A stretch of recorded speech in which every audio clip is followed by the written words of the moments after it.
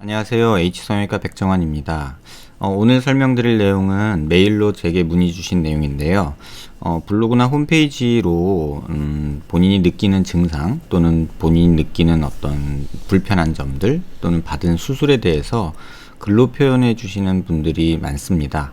근데 사실 제가 의사 입장에서 글로만 표현된 것을 보고 어떤 판단을 하기는 굉장히 조심스럽고 그냥 모호한 추측성 답이 될 듯해서 상세한 답변을 못 드리는 경우가 많이 있습니다. 일반적으로 어떤 수술을 받았으며 지금 어떻습니까? 이런 질문들이 수술 후 한 3일 또는 한 달 미만에서 굉장히 많이 제게 물어보시는데요. 이 부분에 대해서는 한번 말씀을 꼭 드리고 싶은 게, 몸을 맡긴 의사 선생님이 아무리 저보다 못한 선생님이라 해도 의학적으로 판단하면 수술해 주신 선생님이 환자분 상태에 대해서는 가장 정확하게 알고 있거든요. 직접 뵌 적도 없고 CT나 엑스레이 자료도 없고 수술을 어떻게 진행했는지도 모르는 제가 그냥 어떤 추측성으로 답변 드리기는 굉장히 어렵다는 점 좀 꼭 양해해 주시기 바라고요. 또 이해해 주시기 바라고요. 또 어떤 그런 글로 표현된 불안함에 나타난 질문에 제가 이러쿵저러쿵 말을 하는 것이 환자분께도 또는 수술해 주신 선생님께도 조금은 결례인 것 같고, 불완전한 그런 추측성 답변들은 오히려 환자분의 혼돈을, 불안함을 가중시킨다고 저는 생각을 합니다. 그래서 블로그나 어떤 홈페이지에 질문을 주실 때 가능한 한 어떤 객관적인 자료가 없이는 저도 어떤 답을 드리기 어렵다는 점 꼭 좀 기억해 주시기 바랍니다. 메일로 보내주신 내용인데요. 2년 반 정도가 광대 수술 후에 지났고, 그 다음에 얼마 전에 부비동염이 생겨서 치료를 받고 있다고 하십니다. 근데 불안하시겠죠. 그래서 인터넷을 찾아보니 광대 수술로 부비동염이 생겼다, 이런 말씀을 또 보시는 것 같아요. 그 다음에 입을 벌릴 때 소리도 나고, 광대 수술하고 나서 환자분들이 가장 많이 말하는 거죠. 광대 수술 후 입 벌릴 때 소리가 난다. 여기에 대해서 그냥 한마디 요번에도 첨가해서 말씀드리면, 광대 수술 후에 입을 벌리지 말고 딱딱한 걸 씹지 말아라 라고 환자분한테 말씀드리는 선생님들이 꽤나 많으신 것 같아요. 그런데 일반적으로 관절이라는 것이 짧게는 한두 시간 또는 한 하루 정도만 움직이지 않아도 다음날 움직일 땐 굉장히 아프고 뻐근하고 소리가 나는 것이 일반적인데요. 그런 관절 강직이라고 해서 안 써서 관절이 부드럽지 못하고 굳어 있는 상태가 계속되는 경우가 많습니다. 심한 경우 광대 수술 후 3개월까지 씹지 말아라 라고 설명하는 선생님도 계신 듯 해요. 근데 3개월 정도 그렇게 관절을 많이 움직이지 않다가 갑자기 입을 벌리거나 딱딱한 걸 씹거나 힘을 줄 때 당연히 아프죠. 가만히 팔을 안 쓰고 한두 시간 동안 쫙 펼친 채로 있다가도 팔을 굽히려면 굉장히 아프고 뻐근하고, 또 그런 관절 주변의 인대들이나 이런 곳에서 또 찌그덕하는 소리가 간혹 나는 것도 있거든요. 그래서 광대 수술 후에 조심하느라 입을 안 벌리고 갑자기 입을 벌릴 때 소리도 나고 땡기는 느낌이 나는 것은 정상입니다. 또 고기를 씹거나 오래 꼭꼭 씹는 경우 물이 있는 듯 통증이 온다고 하셨는데, 이 부분 역시 그러니까 관절을 많이 쓰지 않고서 갑자기 할 때 나오는 증상이죠. 근데 환자분 같은 경우는 2년 반이 지났는데 이런 증상이 왔다 합니다. 근데 이런 증상이 오는 원인은 2년이나 지나서 평상시 잘 지내다가 갑자기 그랬다, 그러면 뭔가 문제가 있는 거죠. 이때 가장 흔히 있는 증상이 이 환자분이 느낀 부비동염이라는 거죠. 이것은 광대 수술로 인해서 초기에 생기기도 하지만 대부분의 경우는 광대 수술 후 생기는 거는 피가 고여서 생겼다가 염증이 생기는 경우고요. 많지는 않지만 간혹 생기는 부작용 중에 하나입니다. 이런 경우는 사실 항생제 치료를만 받아도 굉장히 많이 좋아지기 때문에 적절한 시기에 수술해 주신 선생님과 이런 부분에 대해서 상의하고 또는 CT나 엑스레이를 통해서 확인하는 과정이 필요하다고 생각이 됩니다.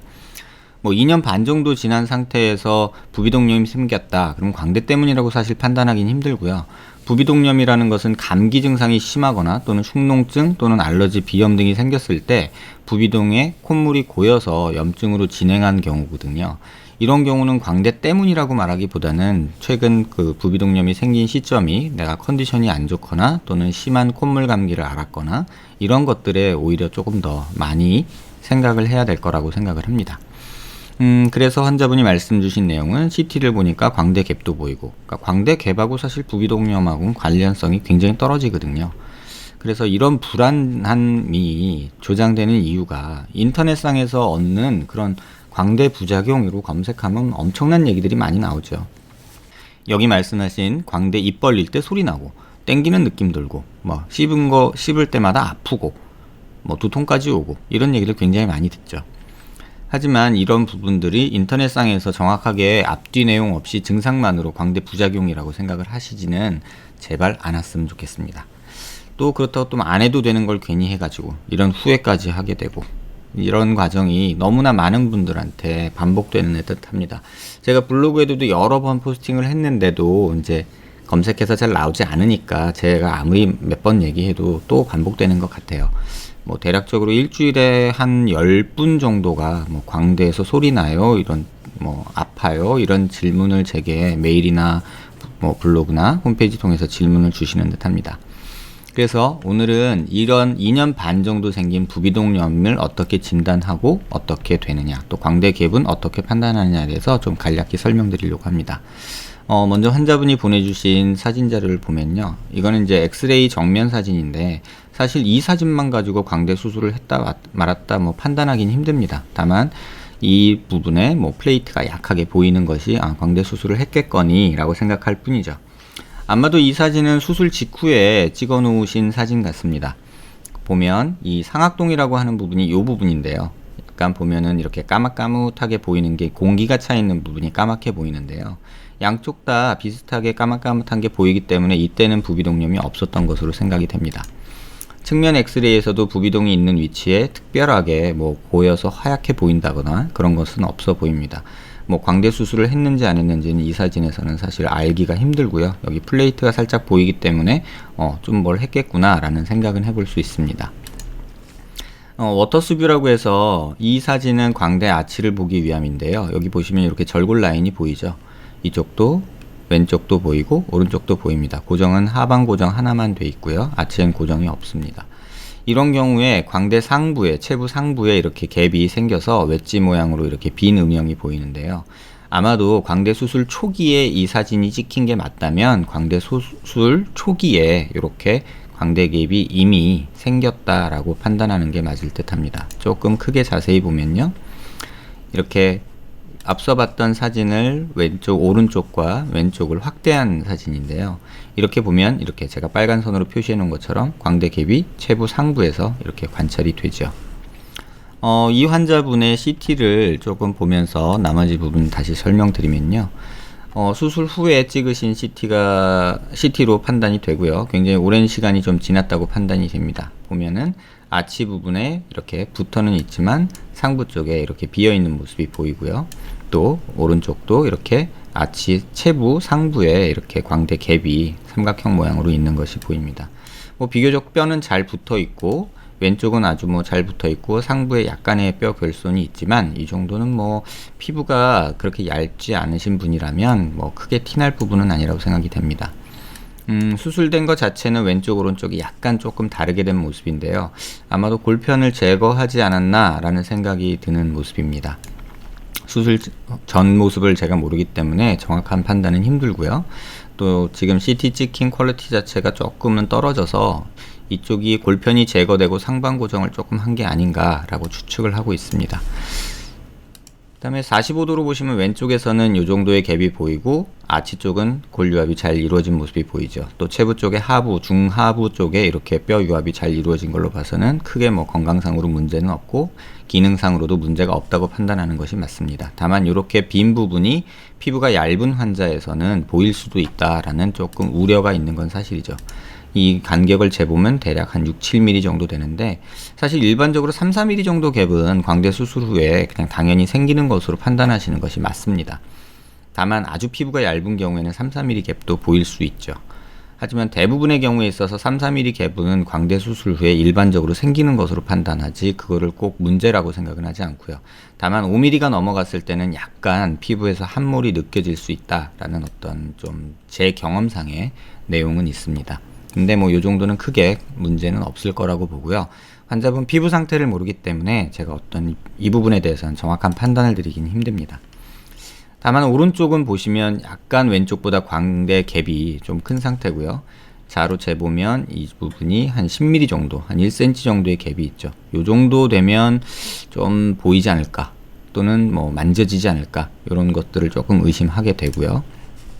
이 상태에서 위에서 보시면 아치 갭이 뭐 크닥 보이진 않지만 약간 우측에서 좌측에 비해 약간 이 부분이 꺼져 보이는 모습이 보이죠.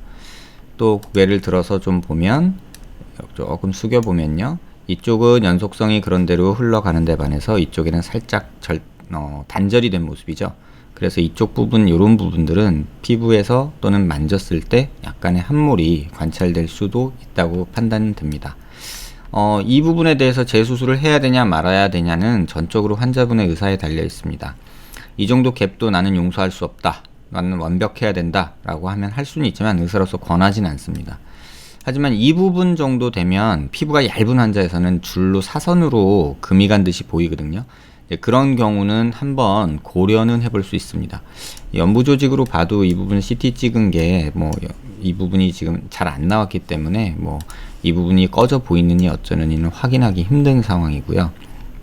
그래서 이 정도 되면 수술을 고려는 해보지만 이 역시도 건강상의 문제는 없기 때문에 이게 함몰로 피부로 보여지느냐 또는 만져지느냐를 갖고 환자분과 상의를 해서 수술 여부를 결정을 해야 됩니다. 하지만 대부분의 경우에 있어서는 이 경우는 수술을 권하지는 않습니다. 환자분이 말씀하셨던 그 부비동염에 대해서 좀 말씀을 드리려고 하는데요. 지금 이 파란 선으로 보인 단면이 지금 이 왼쪽에 보이는 단면입니다. 그래서 이 단면에서 조금 더 앞으로 가보면 이렇게 코까지, 코만 나오는 이런 파란 단면이 보이고요. 이런 식으로요. 그런데 이걸 조금 뒤로 가보면, 조금씩 가다 보면 이렇게 상악동이라고 하는 부분이 나오기 시작하죠. 그러니까 상악동이라는 부분은 이렇게 안화 밑에 있는 공간인데요. 그러니까 콧물이 고이면 주로 이제 이런 데 고이고, 이제 허옇게 보이는 요게 벌써 이제 뭐 염증이나 콧물이나 피가 찼을 때 이렇게 허옇게 보이게 됩니다. 액상에 뭐 어떤 물질이 들어있을 때 상악동이 이렇게 꽉 차 보이죠. 그래서 보통의 상악동염은 플리스라고 저희가 표현을 하는데 뭔가 꽉 찬 느낌이 든다 라고 이제 표현을 해서 영어로는 플리스라고 표현을 하고요. 그 다음에 이렇게 염증이든 뭐든 이렇게 꽉 차 있을 때는 이 주변에 염증 반응이 있어서 뭐 눈이 빠질 듯이 아프거나 코가 또 막힌 듯이 느껴지거나 코맹맹이 소리가 난다거나 이런 증상이 생기고, 심하면 이 상악동 안에 염증이 있으면 이 치아 뿌리에도 염증이 조금 생기면서 뭘 씹을 때마다 이가 아프거나 또는 뭐 이 옆쪽에 볼 쪽이 아프거나 잇몸이 아픈 느낌이 들거나 이런 느낌, 증상들이 생길 수 있습니다. 지금 보면 왼쪽에 가득 무엇이 차 있는 모습이고요. 중간중간 이렇게 비어 있는 모습도 보이는데요. 이 뒤쪽으로 갈수록 이렇게 조금 비어 있는 것이 있는 걸로 봐서는 이 안에 지금 염증이 있다고 판단하는 것이 맞습니다. 이러한 경우에는 일반적인 항생제는 잘 듣질 않고요. 그러니까 혐기성 세균이라고 그래서 이런 상악동에 염증이 생겼을 때는 공기와 접촉을 싫어하는 균들이 주로 자라게 됩니다. 그래서 혐기성 균에 잘 듣는 항생제를 선택을 해서 최소한 2주 정도를 꾸준히 복용을 해주시면 대부분 이런 상악동의 염증, 상악동염은 해소가 됩니다. 이런 내용을 바탕으로 조금 다시 한번 정리를 해드리면요. 환자분의 그 앞의 모습입니다. 앞쪽에서 이렇게 꽉 차 있는 콧물이든 뭐 염증이든 피든 이런 것들이 꽉 차 있는 것으로 보이고요. 2년 반 정도 생겼을 때 이렇게 생겼다면 아마도 염증일 가능성이 많죠. 그래서 뒤로 좀 가봐도 이렇게 에어가 보이고 이렇게 꽉 차 있는 모습이고요. 그 다음에 앞서 말씀드린 갭은 왼쪽엔 이렇게 조금 적은 갭인데, 이렇게 뭐 수술을 요한다고 생각은 하지 않지만 피부가 얇거나 뭐 만졌을 때 기분 문제라든가 뭐 피부가 함몰돼 보인다던가 그런 증상이 있다면 수술을 고려해 볼 수는 있죠. 우측은 조금 저도 우려되는 부분이 있긴 한데, 이건 환자분을 직접 보고 만져보고 또 환자분과 이런저런 상의를 해보고 또 재수술을 했을 때의 장단점들 뭐 이런 것들을 많이 고려를 해봐야겠죠. 이런 경우는 단순히 여기를 메꿔주는 수술이 될 수도 있고요. 또는 재절골을 통해서 어떤 목적을 얻을 수도 있는데, 개인적으로는 이런 경우에는 함몰 때문이 문제라면 단순히 메꿔주는 것을 권합니다. 그게 수술도 간편하고 환자분이 겪어야 되는 조금 불안함도 좀 적지 않을까. 효과는 대신에 굉장히 확실한 편이고요. 이렇게 아치뷰에서 보시면 왼쪽보다 이렇게 이 안화골의 선에서 광대로 넘어가는 이 선이 이쪽은 조금 그나마 이렇게 완만하게 잘 유지되어 있는데 반해서 이쪽은 안화에서 광대로 넘어가는 이 선이 이렇게 꺼지게 되죠. 그러면 실제 피부에서도 사선으로 이렇게 함몰이 보일 수 있다는 문제점이 있게 됩니다. 광대 수술이 참 말도 많고 탈도 많은 수술이 되어 버렸는데요. 그 이유 중에 하나는 인터넷상의 정보가 너무 일반화된 객관적이지 못한 주관적인 느낌으로 기술된 정보들이 너무 많아서 많은 분들이 광대 수술 후에 불안함을 인터넷 정보를 통해서 오히려 더 불안함이 가중된다고 저는 개인적으로 판단됩니다. 뭔가를 할 때 가장 중요한 것은 원인을 정확하게 찾는 것이고요. 그게 의학적으로는 진단이라고 하는 과정입니다. 그 과정을 무시한 채 제가 광대 체부 자르고 아치 비교정했어요. 지금 아파요. 왜 그러죠? 이렇게 물어보면 저는 답을 드릴 수가 없습니다. 그래서 수술 방법도 방법이지만 현재 뼈 상태와 수술 전 상태를 비교하고 정확히 판단하는 것이 그 진단이라는 과정이 굉장히 중요하다는 점 꼭 기억해 주시길 바라고요. 비슷한 문제로 고민하신 분들한테 조금 참고되는 내용이었길 바랍니다. 감사합니다.